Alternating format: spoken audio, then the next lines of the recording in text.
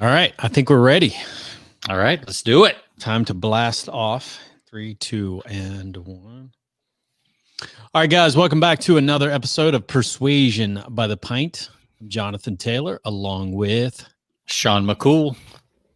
Sean, we're going to be today. We're going to be talking about some email marketing strategies. Yeah, I guess I wish I could see the title to our show, because it was really good.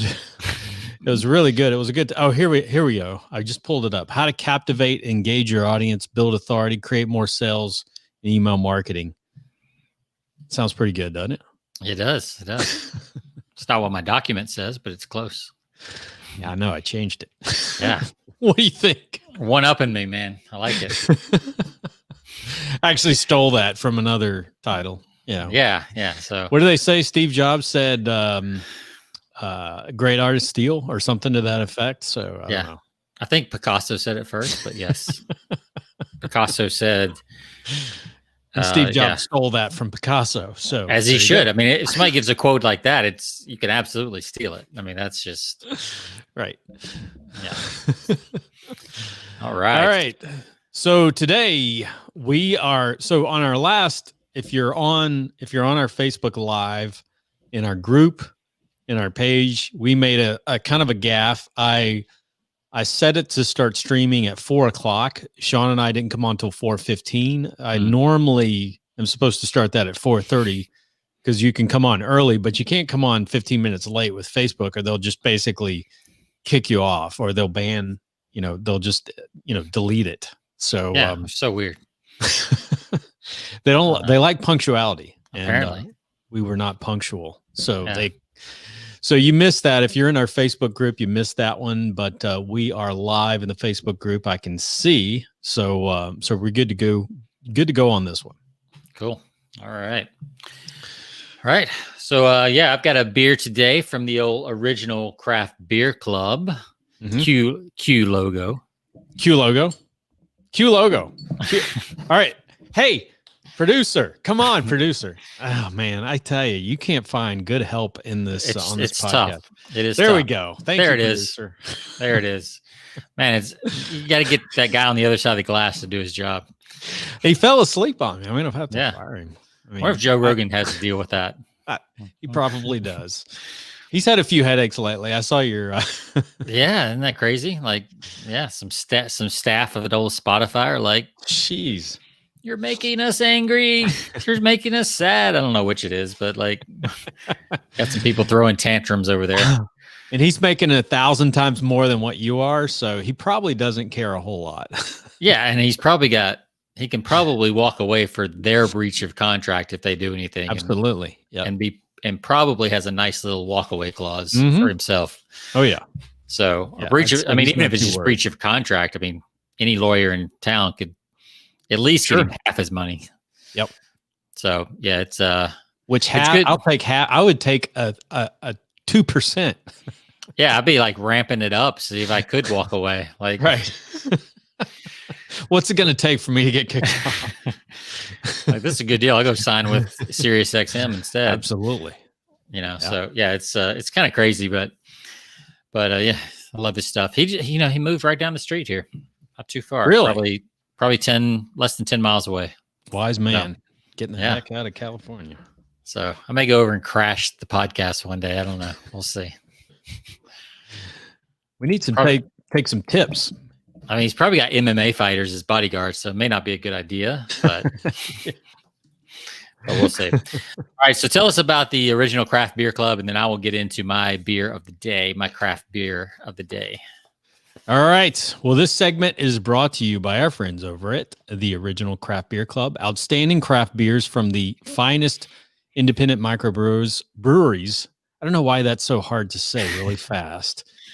In the US of A. So, craft beers have exploded in popularity over the past decade. There are thousands of awesome craft beers being produced by new microbreweries, and they are clamoring for your attention. And one of the best ways to sample these unique beers is by letting the Original Craft Beer Club do the legwork and tasting to bring you the best beer discoveries in this great country. So that's where Sean comes in, because as a member, he gets to sample some of these great brews, and he's got a new one I this do. week. So I do. Can't wait to hear it. Yeah, so new brewery, new beer. So this is from Aleworks Brewing Company, located in the heart of the early colonies in Williamsburg, Virginia. Mm-hmm. So it used to be Williamsburg Aleworks. Now it's Aleworks Brewing.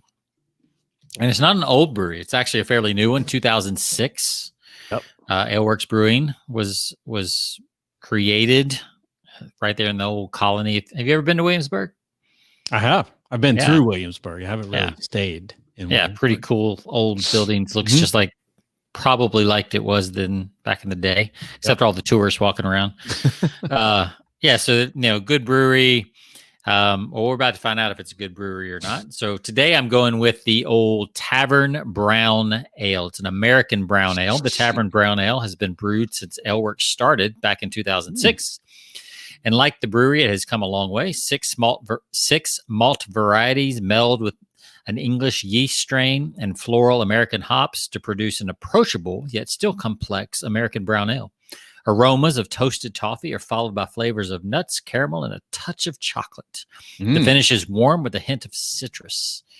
Enjoy. That's a lot of stuff going on. Oh, man. Sounds really good. I like the name, too. Yeah. So before I got a little trivia, too, today.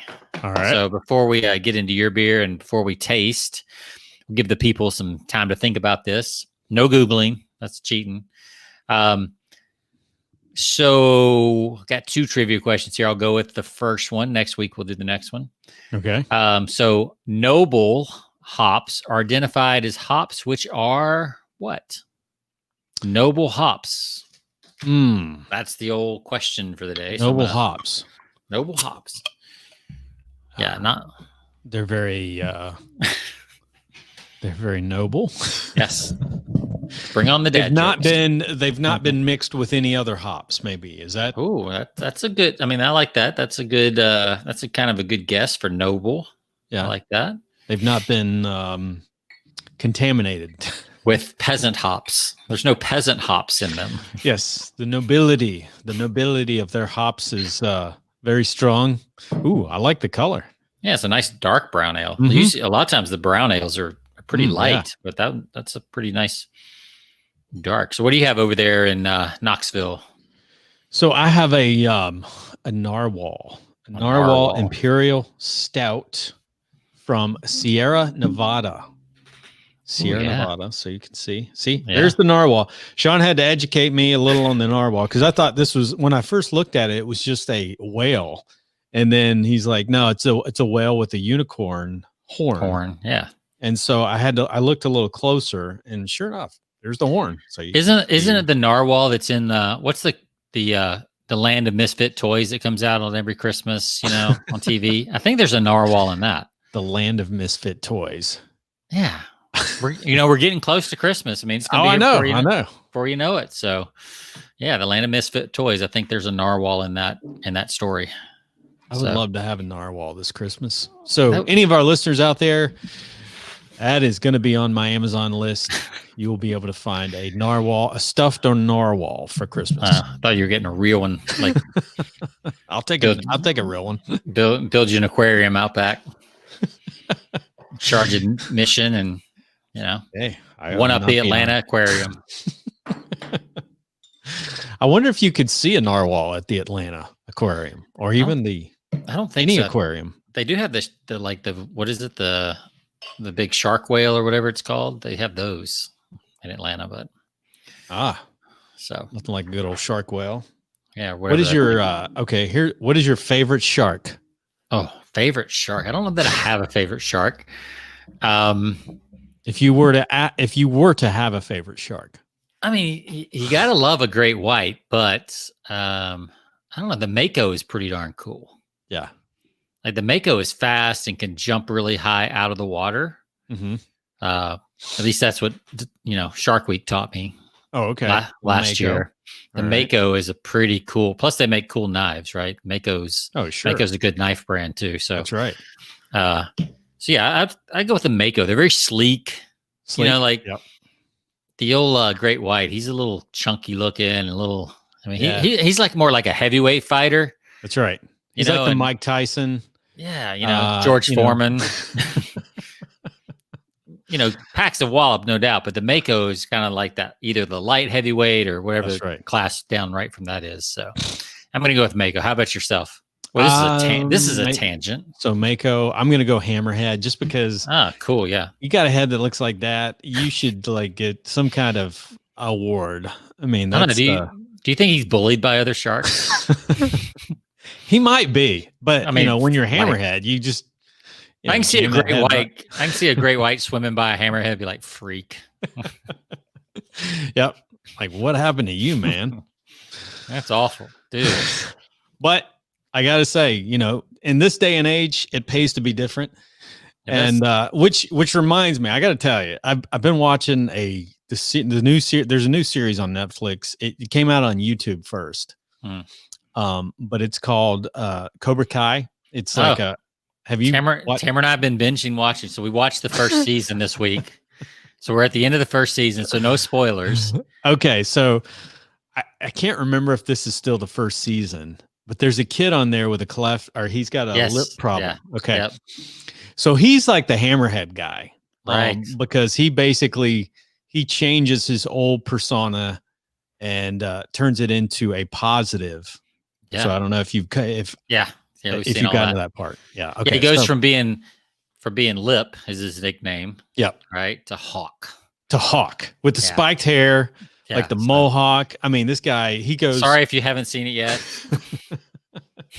He's like a bad A dude. Yeah. I mean, that guy, he just flipped. I mean, so just goes to show you, with a little personality, even a Hammerhead can turn into kind of a cool. Yeah. I mean, it's all made up, right? So you might as well just be whatever you want to be. It's kind of what we do in marketing, right? You just That's right. You craft a story and you live into it and you build a brand. And that's what he did. Right. He just switched branding. And exactly.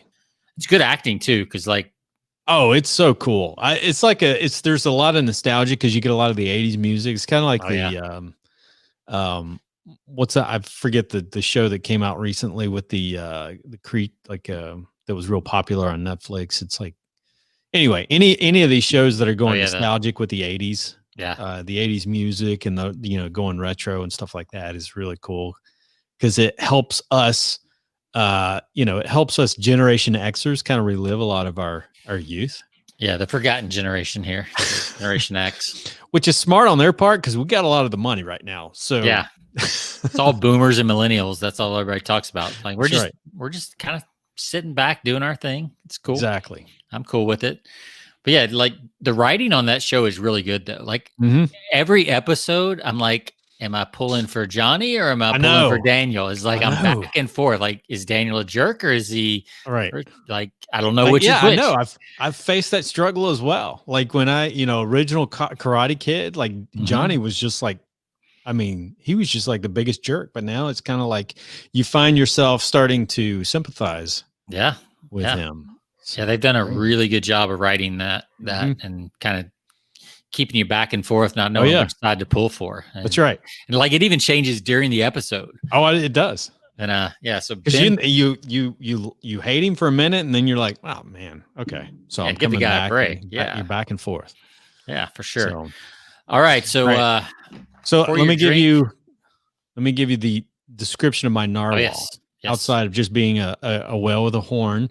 This is an imperial stout inspired by a mysterious creature that thrives in the deepest fathoms of the frigid Arctic Ocean, rich with notes of espresso, there you go, baker's chocolate, roasted grain, and a light hint of smoke. Okay, I'm going to be looking for this smoke. Yeah. Narwhal brims with malty complexity, aggressive but refined with a velvety smooth body and a decadent finish. Man, that sounds really good. So that sounds good. Sounds like a whiskey, more than a beer. I know. All right. So here we go. Cheers.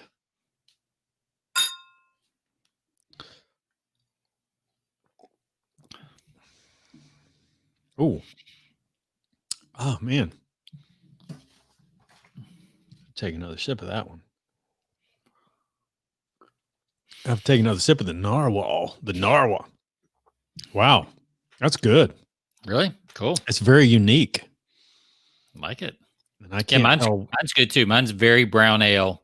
Mm-hmm. It's got a nice little sweetness to it, but not too much at all. Mm-hmm. You know, like it's definitely not a summer beer. It's a good fall, autumn beer. Like really, yeah. Like right now, it's getting down to about 60 at night here, and like it's just, oh yes, you know, maybe a little bit of fire pit. Sure. No, this is really good too. Definitely taste the what they say, the caramel coming through. I think that was. So definitely, or toffee, maybe that's what it is. The toffee, caramel, yeah. Touch of chocolate. Yeah, I don't taste the citrus, which is good because I was kind of worried about the citrus part. So, especially after some of the citrus beers you've tried. So, all right. So what do we got? What kind of grade are we? Oh man, I'm gonna give this a solid. I'm gonna give this a 4.2. Like it's really good. Okay. So, this is the best one I've had from the original Craft Beer Club, and I think it's, like I said, we're getting into, you know, our season that we really like. So yeah, this is really good. Tavern Brown Ale. I'm giving it a 4.2. 4.2. Very nice score. Yeah. Good day. Yeah, absolutely. I mean, if you didn't see us on the last one, we had some pretty rocking scores there. This narwhal, I'm going to give a 4.8. This is very strong. I like it. I'm gonna have to write that one down and go grab some of that. Yeah, Sierra Nevada narwhal. So I think what I'm tasting here, I was trying to figure when I took my first sip, man, there's something unique there. But it must be the smoke, or is it the light hint of smoke? I think, along with you know, the espresso. Yep. But it's really got a unique first taste to it, and it's good though. I mean, it's not a bad taste. But it's got to be the kind of the smoke espresso flavor. Yeah, smoke and espresso, that'd be good. So, all right, while you're enjoying that, let me finish up our trivia time real quick. All right, and then we'll jump into this this topic. So, noble hops are identified as hops which are low in bitterness and high in aromas. Noble hops are the European cultivars or races Hallertau, Tettenjanger, Spalt, and Saz. Crazy names. Their low relative bitterness yet strong aromas are often distinguishing characteristics of European-style lagers such as Pilsners, Dunkels, and Oktoberfest. Noble hops may officially be considered noble only if they are grown in the areas of which the hop varieties or races were named. So these are sounds a lot like you know, the certain type of scotches, they only come from certain parts of Ireland and Scotland. Sounds like it's kind of the same kind of idea. So yeah, noble hops. So yeah, you're kind of right. It's like a very specific, has to come from a certain area. Sure. Type hops. So I like it. Yeah. Very, very noble. Very noble. Very noble indeed. Yeah. So that's your next time you go to a party, like, and somebody offers you a beer. Well, does it have noble hops? I'd be like, I don't know, dude. Yes. Because I will not sample anything that has peasant hops. I assure you. No peasant hops for my palate. That's really cool though. So there's the value of, you know, becoming a member of craft beer clubs. You get all this cool trivia, man. That's pretty awesome. Get knowledge, man. Mm-hmm.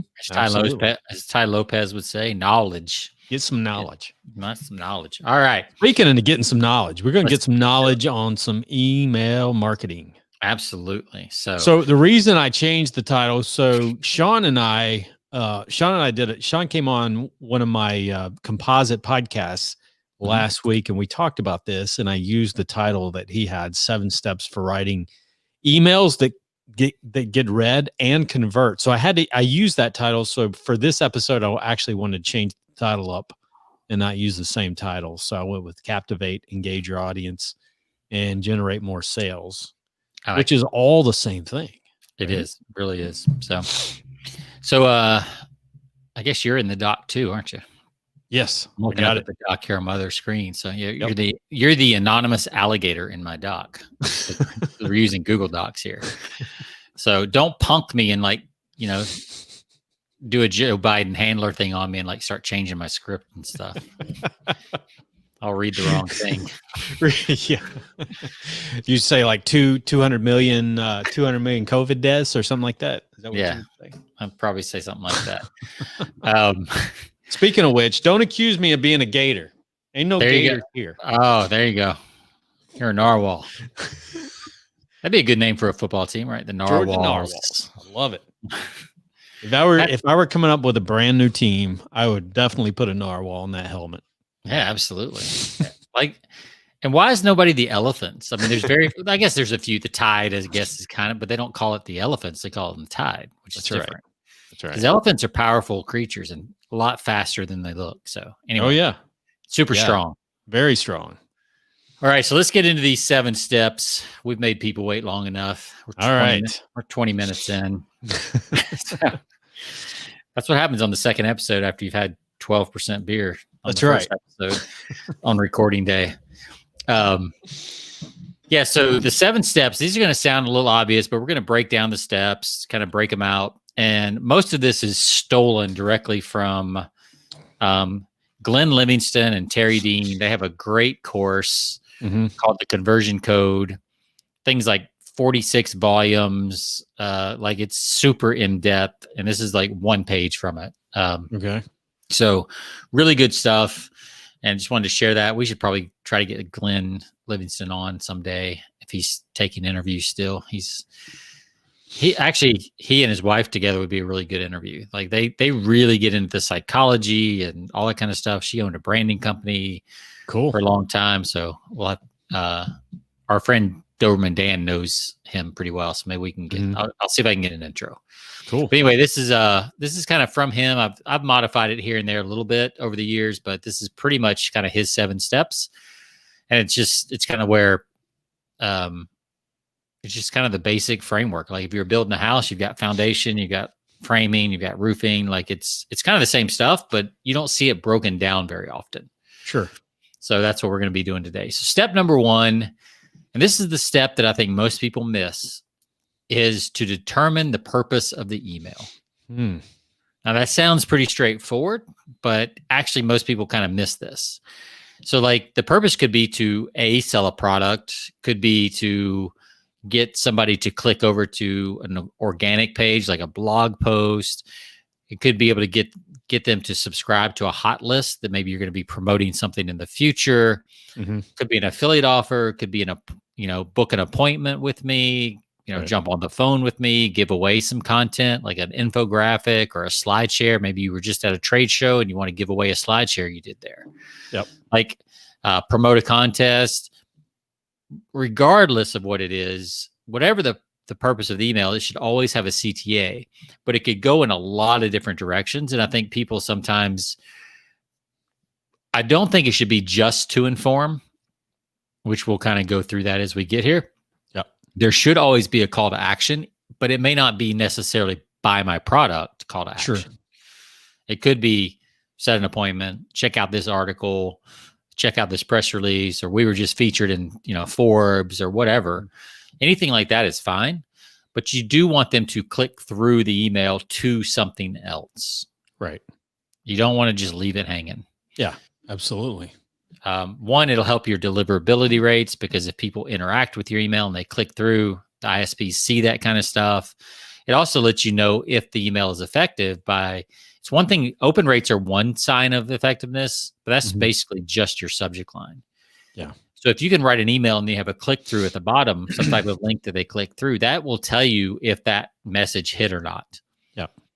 And if you don't have that, you really don't know. You're just kind of guessing whether or not the email worked. Which is just a waste of an email. I mean, to be honest, let's be honest. I mean, you've really wasted your time if you send an email that you can't be, there's no way of tracking whether somebody is, responding to that or not. And that's, especially with today's emails, like you can set up, if pretty much any email provider now, like you can set up actions based on the actions that your readers take. So you can really get your email more and more dialed in. So that's step number 1. Step number 2 is to find the hook. And this is where I think people get stuck. They get kind of frustrated. This is why they don't write emails in the first place, because they can't find the hook. So what the hook is, that story, the illustration, the lesson you're going to pull. And we've talked about this before when I've shown my content matrix and, how I might write a blog post or a Facebook post, or I do the same thing for emails. And some of the questions you might ask are like, what happened in the last week that I could talk about? What's a past story from maybe a trade journal in my industry that I could talk about? Yep. Maybe I recorded a podcast that I could send them the link to the podcast. Maybe you got a nasty comment on an ad that you're running on Facebook, and you can actually turn that around and talk about how that person's not a fit, but all these 14 other or 50 other people that commented are loving the ad and loving the product and all that kind of stuff. Replies you've gotten from other emails you've written is another, great hook you can use. You could talk about, quote, normal advice in your industry and how it's just wrong. Yeah. Like, the common thinking is, calories in, calories out if you're in the fitness business. And that's all that matters. As long as you burn more calories than you eat, you're fine. But there's some nuance to that, right? I mean, obviously if you ate all sugar versus, all protein, you're going to get a different effect, even with the calorie deficit or not. Sure. So like, maybe that normal advice is wrong. Maybe there's a mentor's advice. You get off, let's say you have a coach or a mentor or, somebody, sales manager, and man, you come out of a meeting, they just gave you some really good advice. You could share that with your list. What's the worst thing that someone could do around this subject, whatever the subject is for you?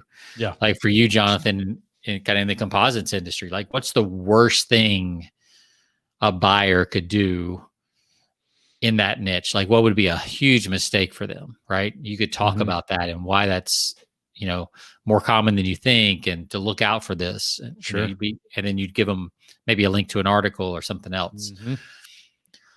Maybe why they shouldn't buy, maybe why they should not be a customer, maybe even why they should not even be on your list and they should unsubscribe. That's pretty cool. I like that, because that goes against conventional wisdom, but it is a hook, because people are like, it kind of changes, or it kind of, interrupts that pattern thinking that we always talk about. Like, whoa, wait a minute, why I shouldn't buy. So let me read about that.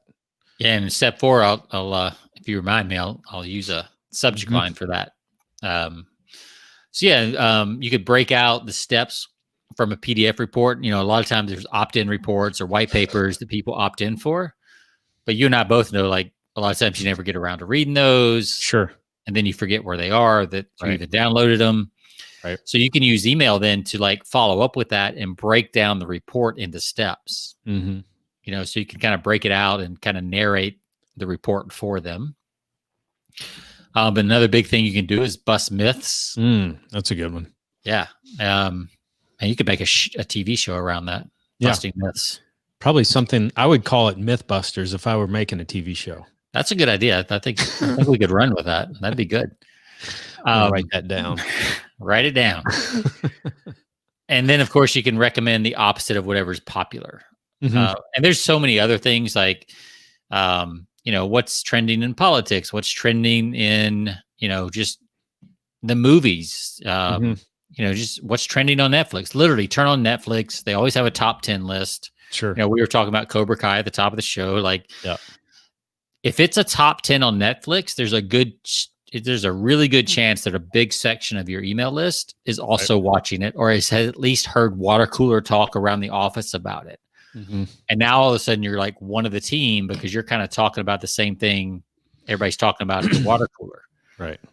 Because one of the key tenets of copywriting is you want to enter the conversation people are already having. Yep. And that, a lot of people just think that means like their problem or anything like that, but not necessarily. Yeah. Sometimes it's just you need to enter the conversation they're having, which is just whatever's hot and topic, on topic right then. And then later you can segue into a problem or a solution or whatever. But if you want to get into conversation, like, we've talked about this before, when the big Marvel movies come out, everybody's talking about them. They're a huge phenomenon. And when you can tap into that and then transition from that to whatever you're offering, it's really powerful. Yeah. News and entertainment. Those are two things that you can look at to get in people's, in their, like you say, inside their, what they're already thinking about. So Yeah. entertainment can be not just movies, but sports. We're in Yes. sports, and what's popular, what's going on, what's happening in sports that people are talking about. Yeah. And even what's controversial in sports right now, right? So right now there's a lot of, people that are upset with sports because they're taking a very political stance, and like people go to sports because they kind of want to escape. They want to get away. Right. And now it's becoming like a political battleground, or an ideological battleground. Right. You could talk about, that's a good entrance. Yeah. And maybe that's like, you should do that for your business, or maybe you shouldn't do that for your business. You could go either way with it and make an argument for it, and then tie into the next step in the sales process. So that's, so step number one, just to recap where we are so far, determine the purpose of the email. Step number two, find the hook. And then step number three, you want to write down your major points. Just kind of get a little bit of an outline. Like literally you can just take a index card or, start a Word doc and just hit like 3 to 5 points at the most. Yep. Maybe even just kind of ideas or one-liners that you can think of, just to kind of get you a structure. I like to think of it kind of like, this is the one time in copywriting where I take something that I learned in English class. Everything else I kind of threw out of ink that I learned in English class. But the old 5-point essay is still really good for a lot of things. So you got your intro, your three main, intro statement, your thesis statement, 3 main points that support that, and then a nice conclusion. And I think that's still a really good format for a lot of people. It doesn't have to be like as term paper like, or as essay like. It can be a lot more casual.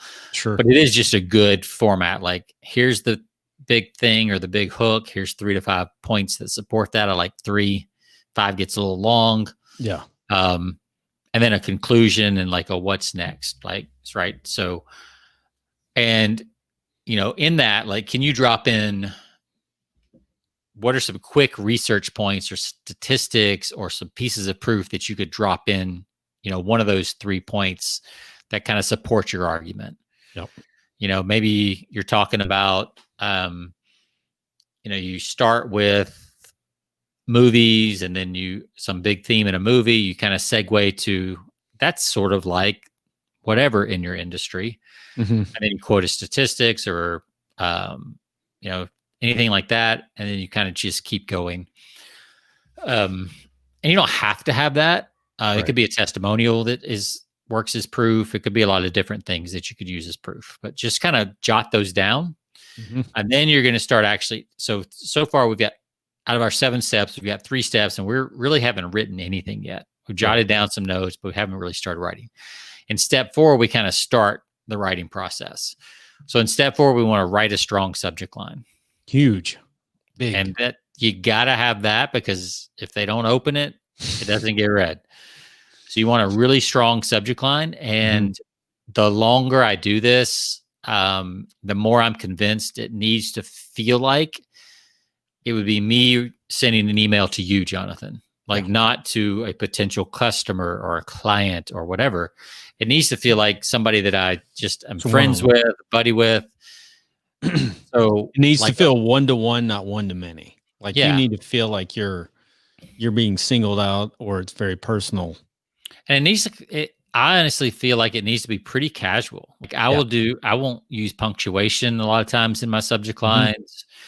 It needs to look like any other email they might get from another friend. Because everybody else has got like title caps in their subject line if it's coming from a company or whatever, and all that kind of stuff. And I try to actually steer away from that. And we'll show an example here in a minute. But yeah, that's just, it's got to feel like it's coming from a friend. Because email is very intimate if it's used properly. It's kind of like a text. So this is really, I love this because this is really strong in the industry that I'm serving. Because a lot of times I'm not doing a lot of one-to-many emails where I'm like mass emailing. but I have to be spot on if I'm creating an email that gets, because I'm typically targeting a huge influencer within an organization. So Right. typically a CEO or a big decision maker. So I got to make that, as you know, these people get lots of emails. So I Right. got to find a way to stand out and not sound like just any other, um, you know, person that or company that's emailing. I've got to, build some curiosity there. So I'm always looking for ways to craft the subject line to make it that much more curious or that much more personal, when I'm reaching out to that person. Yeah. So a couple ways you can do that, that we jotted down on this document is, one, like put a number in the subject line, like number of tips, Yep. or what's some hot news you can talk Mhm. about, or another thing is what's a train wreck. Like people love bad news. People love gossip, whether they admit it or not. So they love a train wreck. Like what's a good train wreck you could kind of talk about? Mhm. You could ask a curiosity question.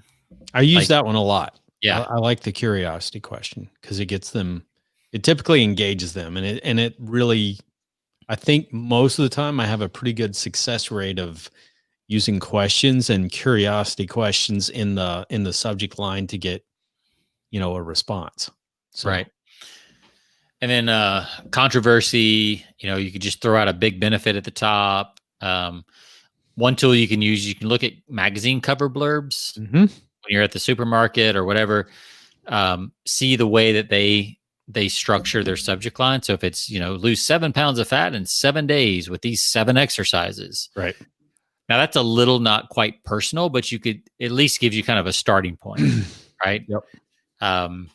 But then you want to kind of soften it and make it a little bit more personal, in my opinion, to get that across. But it gives you kind of a formula. It also kind of gives you a plan of what to write in the email itself.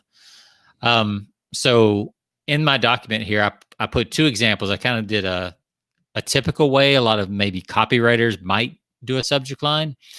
And it says the secret they want you to know. And it's like what we call title cap. So the first letter of each word is capitalized, like you would do a headline, right, on an ad or a newspaper.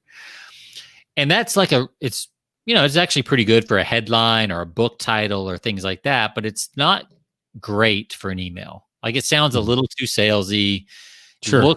Looks a little too salesy because nobody writes like that except copywriters. Like nobody writes in title caps except Right. copywriters. Right. Or salespeople. Like you kind of know somebody's about to sell you something. Yep. So the way I would transform that is I would probably do all lowercase. I'd be like, hey, comma, did you hear about this secret? Mm-hmm. And I was like, do I know this person? Is they're wanting to share a secret with me? It doesn't look like Right. It's all lowercase. So like all this stuff just hits in their brain really quick. Like it's not like they're just dissecting this, but it looks personal enough. It's kind of like we've talked about, if there's a handwritten address on an envelope, or if there's looks like a regular street address on the return of the envelope, the return address of the envelope. Yep. All those little things make you we're trying to create reasonable doubt that this is a sales letter. Yep. That's all we're trying to do, or a sales message in this case. So I would just keep it super like casual. Hey, did you hear this? Did you hear about this secret? Or did you hear about this new this new composite? Yep. That's one I would use for you. Like, hey, did you hear about this new composite? Mm-hmm. It's like, whoa, there's a new composite? Like, yeah. I got to at least check that out because what if it's something I could use in my plant? Exactly. I don't want to be the guy that missed it. Right.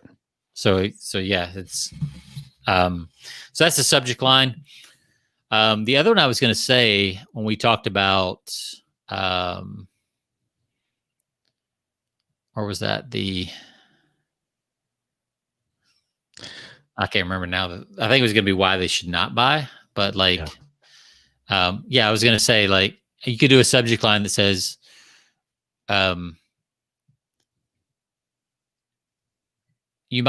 why you might want to use the unsubscribe link below. Right. Like in the subject line, you could say that and people would be like, sure. Wow, somebody's actually asking me to unsubscribe. That's like the cardinal sin of email. Like, why would you do that? and then you can kind of build a case and say, hey, and then you have to have the guts to like get the unsubscribes, like, because that freaks some people out. Yep. I've had clients in the past who are like, oh my God, the email you wrote got me 6 unsubscribes. I'm like, okay, how many sales did it get? Yeah, right. Like, exactly. Yeah, the most we've ever had. Okay. Then we probably did it right. That's right. So then step 5 is to actually real quick. I want to say on the curiosity there on subject line, one that I like to use if you're not getting a lot of response is to say, have you given up on, asking a curiosity question, but also something that kind of triggers them to react, because it almost makes them think that,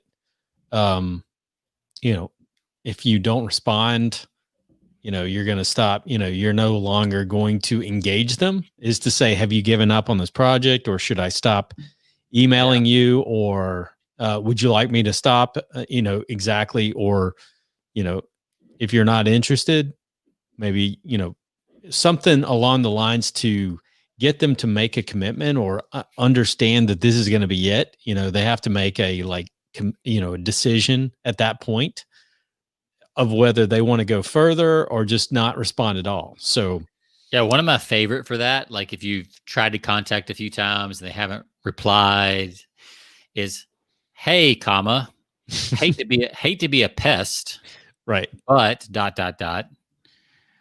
because most people don't really like, the pest is a pretty strong word, right? Mm-hmm. So it's like, well, you're not really being a pest. It's actually on my end. I haven't responded, and they Right. they know they need to respond, right? They told you they would, they just haven't, for a myriad of reasons. So when you do that and you open with that,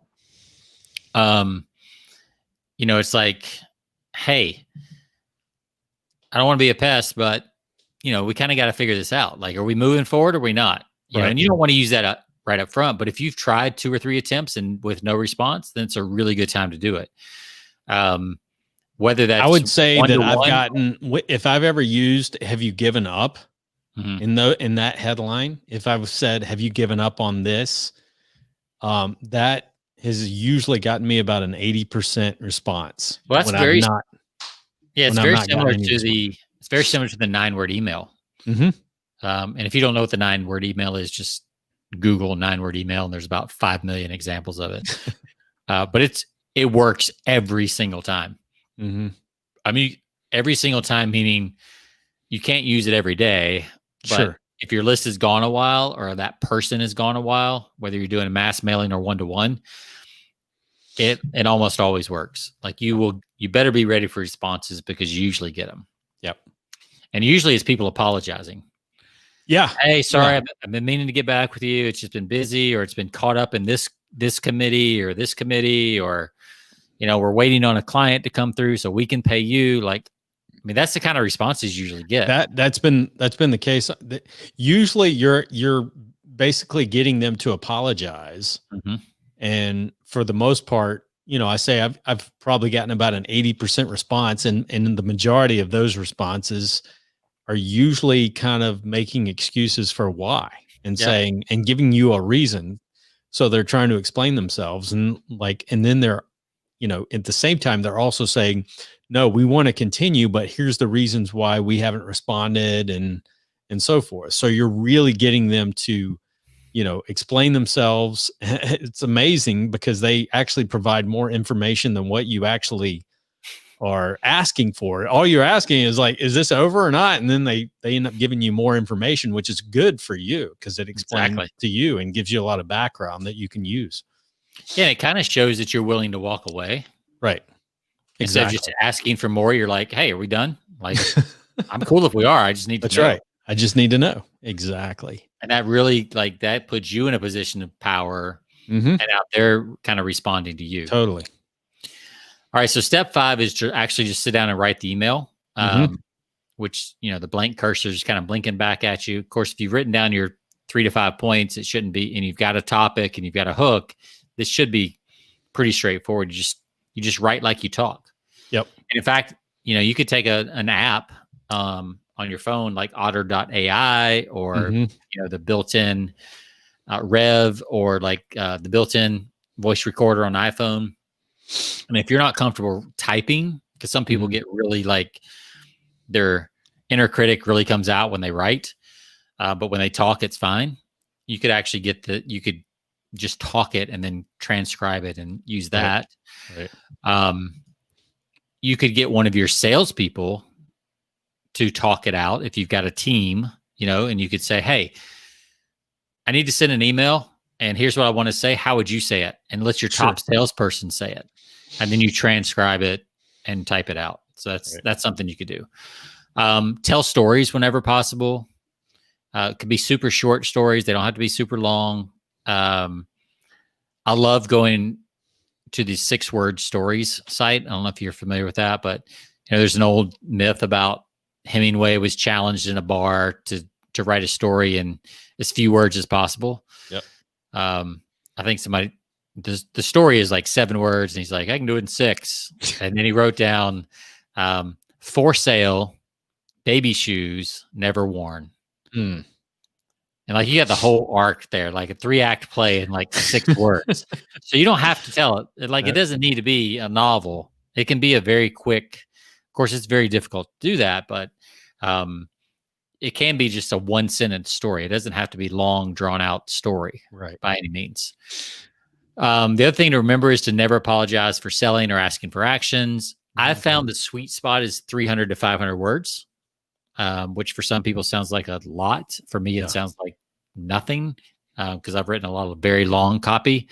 But I remember in high school, like trying to write a 500-word essay, I was like putting in filler words and like, oh yeah, this is very, very, very, very, very, very, very, very, very, very important. You could do that in like elementary school, but you couldn't get away with that in high school. They're trying to find filler words and fluff words and all that kind of stuff. And now it's like, I have a hard time cutting down to 500 words. Right. It's just practice. The other thing is to write uninterrupted. Like, don't start your email before lunch, go to lunch, and then come back and try to finish it. Like, try to be in the same frame of mind when you start it and finish it. Now, you can edit after lunch or edit it at a different time, but try to write it in one sitting. It'll just flow better. And then the hardest thing for most people is the first sentences. So I wanted to give like some first sentence helpers. So some of the first sentences are like, have you ever wondered what, like, hey, name. These are great. Hey, Jonathan, have you ever wondered why? And then you state a problem. Have you ever wondered why sourcing composites is so frustrating? Or something like that. If you want to do a story, you might start with, hey, Jonathan, recently I was out at Walmart and I saw this whatever, and like wherever you were, like you can just tell a quick story. Again, it can be 2 to 3 sentences. I like 3 sentences because you can almost do like a 3-act play. Like here's the setup, here's the conflict, here's the conclusion, right? And then you can segue right into your thing. So literally 3 sentences, you can be done with the story. Sure. Another one is, what if you could, and then a benefit. What if you could choose your composites, or what if you could have your composites like hand selected by a professional and never have to worry about quality or pricing, something like that. Yeah, and that's the same as like what I like about that is that's the same as like when you say imagine if, because it paints a picture in their mind, and so they're already thinking ahead. So what you've done there, the power of that is you've already had them thinking, ahead in the sale, down the road. So yeah, and I think imagine is really good for like consumer copy, and I think what if you could is fits a little bit better for B2B. Yep, it's not quite as like airy fairy. Imagine this, like because that could turn some business people off. I could see how that absolutely that could turn off. Despite what NLP says, I mean, I think it's still, there's a little bit of bias there. Sure. Ever since, and then you tell a story. Yep. And this is great for testimonials, I think. So let's say you were going to talk about an experience one of your other customers had. Hey, Jonathan, ever since my client so-and-so, started sourcing their composites from me, they said, and then you put it in their words. Sure. And and then whatever they said, and then I'd love for you to have the same experience. Right. and then move into whatever your call to action is. So ever since is a really good, I think, entrance for like a case study or something like that. Or it could be just a general story of your own life. Like ever since I started working out at the gym, I've noticed whatever. That when I set time aside for myself, I'm more productive, whatever, like, depending on your niche, of course. Another one is I'm looking for, and this is where you just flat out say who your qualified customer is. Sure. And this is a good way to ask for referrals. This is a good way to kind of just re-clarify that maybe they're the right customer and they don't know it. So a couple different ways you can go with that. Another good entrance is, hey, Jonathan, the experts say X, and then you either agree or disagree with that, right. and then segue to your product, to your offer. This one's really, really powerful, and it sounds really simple, but it's probably one of the most powerful. As you know, and then state something that you absolutely know they know and agree with. Yep. Not just that they know it, but they actually agree with it. As you know, getting 5 workouts in the gym a week is really tough. With all you have going on, family, kids, work. Like most people are going to agree with that, right? Yep. The majority of your list. So, you start with something they absolutely agree with, and it gets them nodding their head yes. That goes back to the entering the conversation in their head. Another one is, I need your help. Hey, Jonathan, I use this one. I love this one. Yeah, this one's really good. How do you use this? This one's powerful if you use a because too. I need your help, and here's why. Because again, going back to influence and persuasion, given the because, just reinforces that a whole lot. Yep. So I need your help. Whatever too. And this is really good too if you're further along, especially if you're in a sales situation. If you're further along in the relationship, you've got some rapport with the person, but the deal is just not quite happening. But you kind of know your contacts on board, but maybe there's something else going on in the company or wherever. It's like, I need your help to understand exactly what would make this deal work for you. And get their help, right? Because if you're doing your job right, and if it is truly a good fit for the company, like it's going to make them look better. There's all the other things going on. So just ask them, like, sure, how could I help you? Like, I need your help to know how I could help you, or I need your help to get this, to keep this process moving. What charts do you need? What information do you need? What case studies do you need? Like, what do you need? I need your help to tell me what you need. Like, how can I help you, help your cause or whatever, something like that. Right. And there's a lot of different directions you could go, but that's a really powerful one. If you have a little bit of rapport and things like that. I see people do this like in the information marketing space, right? It's like, hey, I need your help. I'm thinking about creating a new product, or we're thinking about doing an event.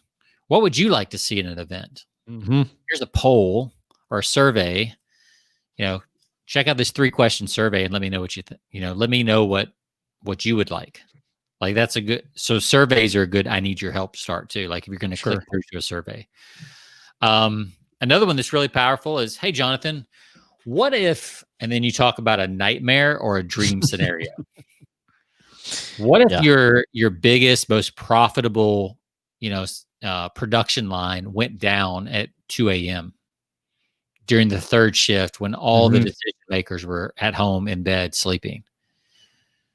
Again, that's another imagine if, it gets them thinking ahead. What if? Yeah. So they start creating that picture in their mind. Right. You've already painted it. It. And the nightmares are typically more effective than the dreams. Yep. Because now it just falls right in that you would have a solution. Sure. And dream leads to solution too, but you kind of get the fear up a little bit when you use the nightmare scenario. So that's a really good one for that.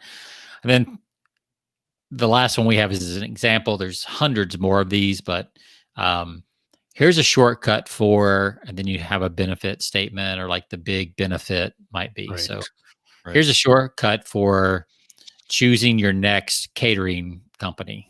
Mm-hmm.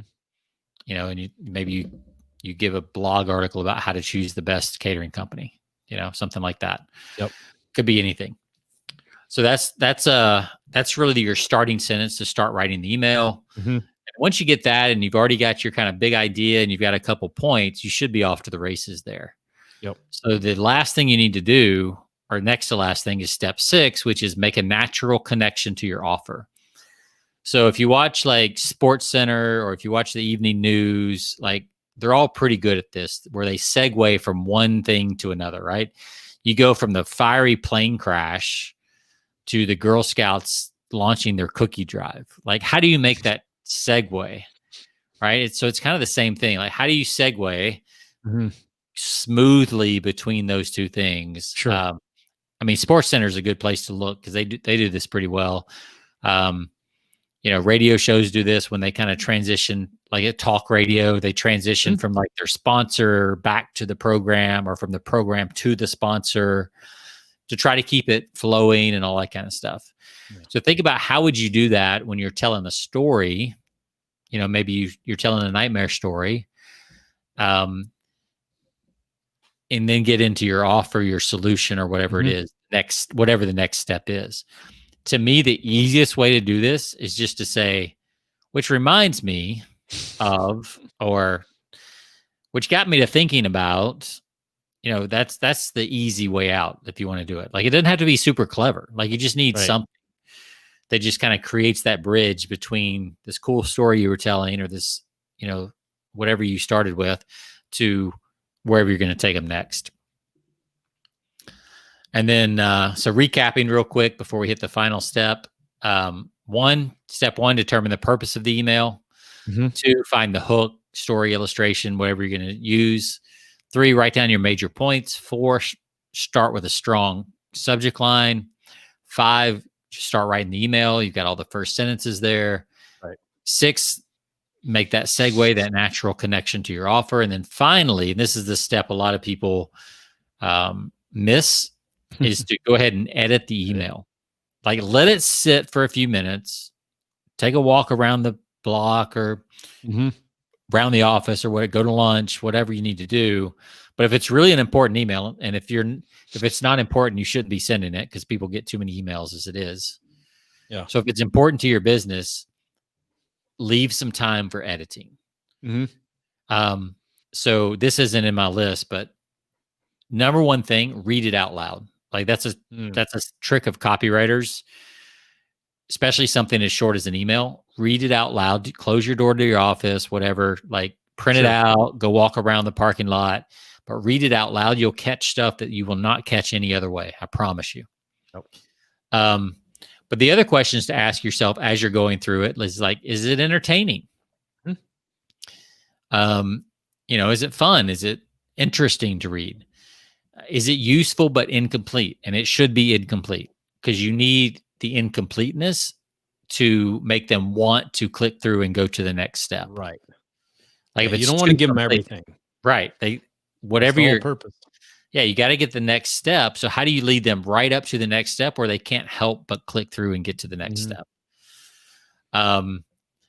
Which leads into, do you have a CTA? Do you have a call to action of what to do next or now? Do you have short paragraphs? Nobody wants to open an email and see a huge block of text. Right. You know, use more line breaks than you would ever use in English class. You know, it's fine. Like, it doesn't have to be grammatically correct, or, you know, Chicago MLA style, or whatever that is. Like, it doesn't need any of that stuff. Nobody cares. Yeah. You know, so just use more white space than you think you need until you kind of get used to that. Use the return key on your keypad, like on your keyboard. It's like, it makes a huge, huge difference. And just like when people glance at it, they're like, oh, I can read this. It's not bad. Sure. I'd rather people scroll a little bit than see a huge block of text above the fold and feel intimidated by, oh, I don't have time to read that. Right. Plus, it's just hard on your eyes to read that. People read absolutely. on iPhones. They're, you know, you need quick text. That's another thing. In a lot of emails, you can adjust your text size. I would, especially if you know your market's over 40, bump your text size up. so that if they don't have their reading glasses with them, they can still read the email. Yep. Us reading glasses guys, we need that stuff, right? And then finally, like, does your story, lesson, info show that you really understand them? Yep. And do you present like an air of authority? Like, we call this the doctor's frame. Mm-hmm. Like, you should be confident. You don't want to be wishy-washy. Like, if a doctor's prescribing you some medication, like, he doesn't really like, I don't know if I should subscribe you this or this. Let me think about it. Right. No, I don't know. Like, if he does that, he's doing it in his office, and he comes back in and he's like, here's your prescription. Go down to the pharmacy, get this. Right. You know, call me in 3 days, call the nurse in 3 days, and let's know if there's any problems. Like, it's very matter of fact. Once you get to the prescription call to action section, you've got to be confident. Like, you cannot be wishy-washy at that point. No doubt. So, all right. Any comments there while I pull up the other email? The actual example of all this in action? No, this is good. I mean, I think this is, so I got this, I print this out. So maybe for our listeners out there, we can like put I know you've got this in a doc format, but maybe we can provide that. This is a great reference that you can go back to time and time again whenever you're writing. I mean, from the start to finish, just to make sure. I mean, because I don't care how many emails you write, sometimes it's great just to go back to and refer, back to, and it's like, am I incorporating this? Yeah. And you think about pilots, they fly 3-4 flights a day, commercial pilots, and every single time they use a flight checklist. They walk around the airplane, they check, are the hoses detached, or is everything tight, and, anything weird going on, and one email, depending on the size of your company and things like that, could be worth tens of thousands of dollars, easily, hundreds of thousands of dollars, easily. So, it's kind of the same level of importance. Like, we tend to forget that an email could be that valuable, but they really are, and they still are. So, keep that in mind, and it's worth doing a little checklist on your email. So I'm going to share my screen. I know some people won't be able to see it if they're listening, but maybe we can also put a link to this. We'll do a PDF, turn it into a PDF here. But I'm going to share my screen. This is why you should be watching on the old YouTubes or Facebooks. Exactly. Let's see which one that is. That screen. Got 3 screens going on. There we go. Let me blow it up here a little bit. So this is for a B2C company. They sell granite countertops to consumers up in kind of the Kentucky, Illinois, Indiana, Northern Kentucky area. So here's one I wrote for them a couple months back now at this point. And what was my hook? Like, if I'm going down the list, like, what's the purpose? Well, the purpose is I want them to come to the showroom, or I want them to book an appointment or something like that. So that's my purpose. So number 2 is like, so if I'm going through the list, here's the list here.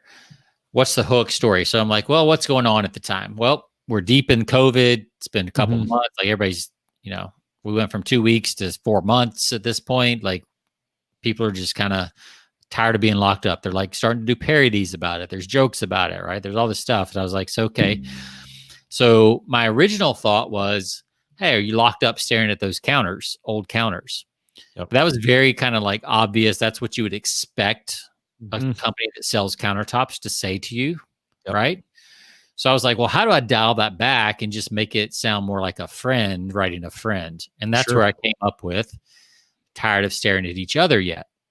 And I was like, oh, I could play on that, Yeah, because that's totally accurate. Yeah. Right. And like, you're like, oh, I don't even know what he's talking about, but yes. Like, I know what you're talking about. It's like, okay. Looking at the same people for I don't know how many weeks. I mean, teenagers drive me crazy. So I wanted to play off that, right? I wanted to be a little bit more playful. I wanted to be relatable. I want to have the empathy that I know what they're going through. Right. So here's how the copy went. It's, hey, name, how are you doing? It's been a weird few months, hasn't it? So right away, I'm letting this does not start like a typical sales email would start, right? It does sound more like a friend. And now that school's starting back, sort of, right? Because there's that whole thing. This was back in August when I sent this. And then the next line is maybe ? So again, I'm kind of playing with them in a way that they know that I know how uncertain their life is right now. Yep. Anyway, since this whole lockdown, stay-at-home deal started, we've all been spending a lot more time staring at each other. Yep. I know. So again, like you're like, yes, this guy knows me. He knows exactly. I don't know who this is exactly, but they know me. And you may have begun to notice some things you hadn't noticed before. Things like, now this is where originally I was like, oh, I get to start talking about the kitchen and kind of how old and dated it is and how counters to make it look new. But I was like, no, that's too soon. Like I need to go a little bit deeper into this kind of this story or this angle I'm taking and make it a little bit more personal again. So instead of talking directly about the kitchen, I started talking about things like how many pairs of sweatpants, gym shorts, leggings, and t-shirts you and your family own. And then in parentheses, or how often some wear the same ones. Yeah. Right? Because there's that one person in the house, everybody in the house. Right. It's like wearing the same 3 t-shirts, Absolutely. 7 days. Or maybe the same t-shirt all 7 days until laundry day. And then I decided, okay, well, how am I going to transition out of that? Right. So then I said, or how much more time you spend in your kitchen now that restaurants are either closed or more of a hassle than it's worth. Mm-hmm. And speaking of kitchens, so now I've really kind of gone, double down on the segue and the transition here. Have you been staring at your counters, wondering if it's finally time to upgrade them to the latest materials like quartz and granites, both in the latest colors?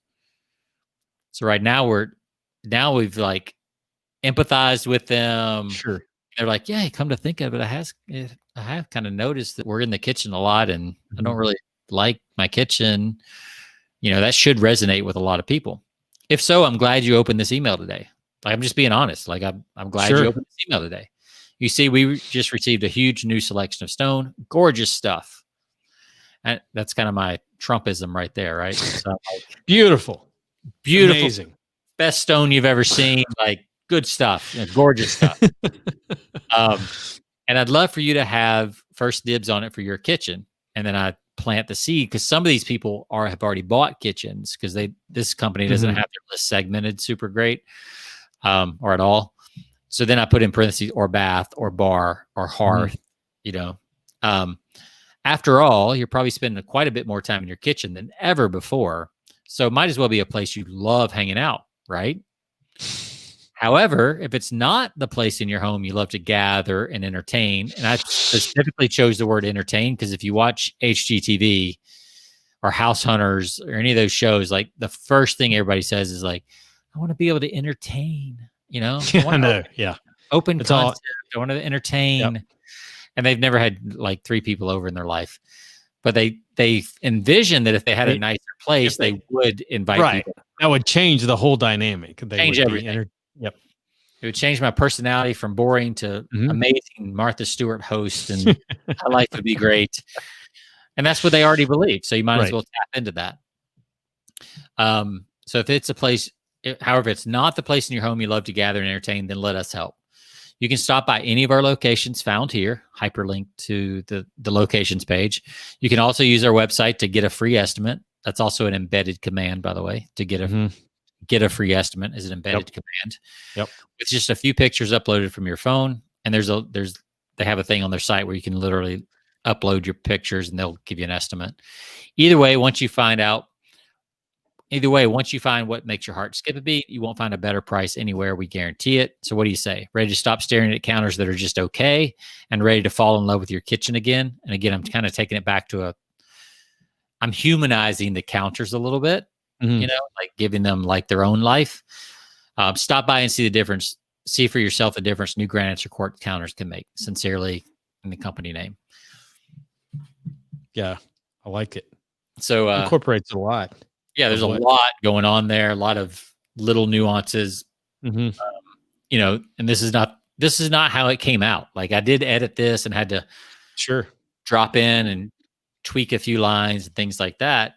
But the basic, is pretty close from the first draft to this. But then again, I've been doing this a while. So, but you can see it's not super difficult. I mean, or not super complex. It's very conversational, kind of thought of a big topic in the media, just kind of in life. And then just found a way to talk about it, segue to your call to action. And there you go. So it doesn't have to be super hard. No, but this is good. So maybe we can share on this episode, we can share a link to this document for people that, can use this as a reference. Again, the key concept, as Sean was just talking about, is like getting inside the conversation that's already taken place. So what is the conversation? What's the conversation that's going on today? Yeah. And sometimes that requires you to kind of tune into what's going on outside of your little realm, your isolated industry or market.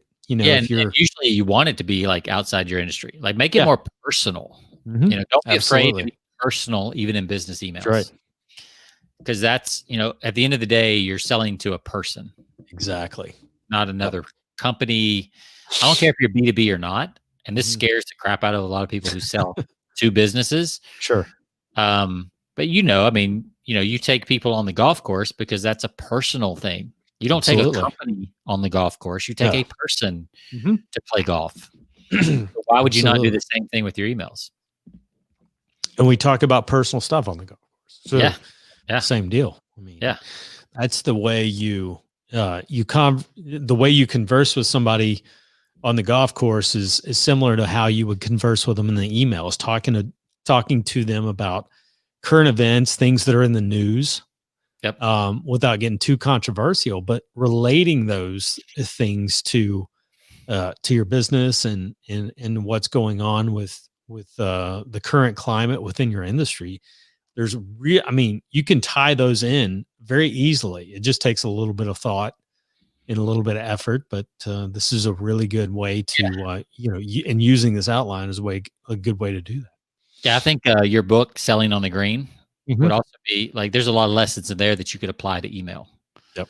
So you should put a link to that in the show notes as well. Absolutely. Like the Selling on the Green book is like, you don't have to be on the golf course. You can literally, especially today where people aren't quite getting back together yet. Maybe you're not traveling as much. You can apply a lot of those techniques to email or to a Zoom call or, absolutely, those type of interactions for sure. But yeah, we'll create a PDF of this. Super simple, not flashy designed or anything, but we'll create a PDF of this. I'll take the company name out and it's a good reference. Yeah, very good reference to go by. I think it's just you'll see the format and then you'll get the 7 steps outline that you can use as well. So yeah, another short Persuasion by the Pint podcast. We just have to embrace that we are long form format.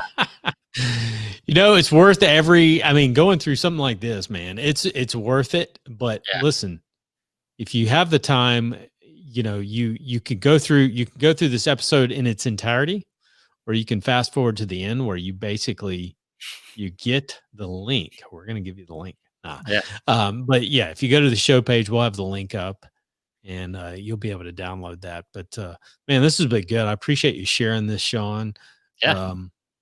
I've shared this with some of the audience in my composites industry, and now we're sharing it with our audience. So this is good stuff that anybody can utilize. And it's like, you're not reinventing the wheel, man. No. You're just simply going by, there's a formula.